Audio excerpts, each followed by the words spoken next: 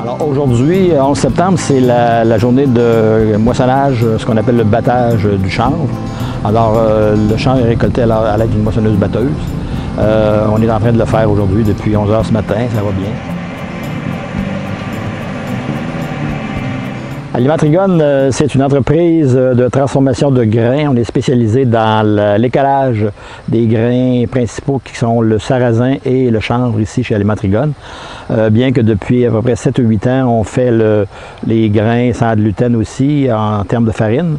Mais avec le sarrasin, on fait le sarrasin écalé, le sarrasin rôti, le gruau de sarrasin, le sarrasin germé et avec le chanvre principalement le chanvre écalé, c'est-à-dire qu'on enlève pour ces deux grains, chanvre et sarrasin, la partie extérieure du grain qui est non comestible, l'écale, pour préserver ce qui est vraiment plus intéressant pour l'alimentation humaine.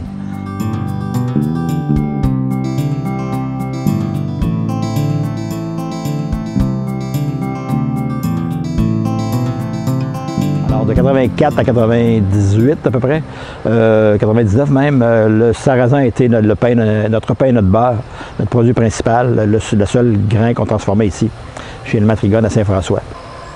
Aux alentours des années 2000, les Chinois sont arrivés sur le marché avec des produits de Chine, évidemment.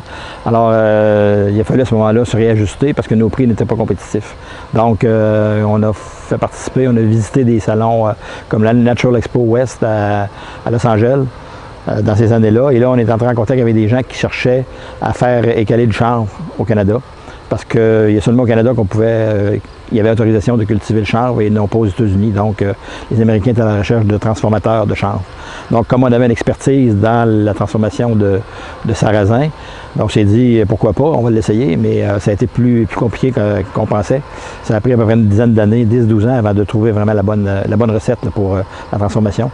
Compte tenu des huiles, c'est des acides gras essentiels que le chanvre contient, les oméga 3, qui font en sorte que c'est graisseux et puis ça colle un peu partout. Là. Alors on ne peut pas transformer du chanvre comme on fait pour d'autres types de céréales comme le sarrasin.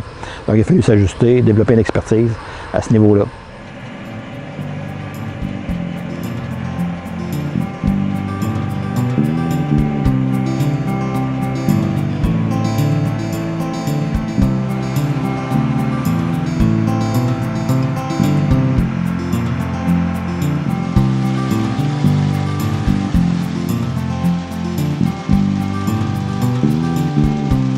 Je dirais qu'il y a peut-être 3-4% de la population qui connaît le chanvre. Alors, on travaille beaucoup à le faire goûter, on fait des démos en magasin, on fait des spéciaux pour inciter le monde à y aller, mais c'est pas tout le monde qui va dans les boutiques d'aliments naturels. Il y a peut-être 10-15% de la population qui y va, puis ils ne sont pas nécessairement nos produits qu'ils vont acheter, il y a des produits compétiteurs aussi, mais il reste que le chanvre mérite d'être plus connu, puis on travaille beaucoup en ce sens-là, on travaille avec notre Facebook qui va être retravaillé, on va faire beaucoup de publicité, d'information au public. Alors on travaille énormément à le faire connaître, mais il reste encore beaucoup de chemin à faire.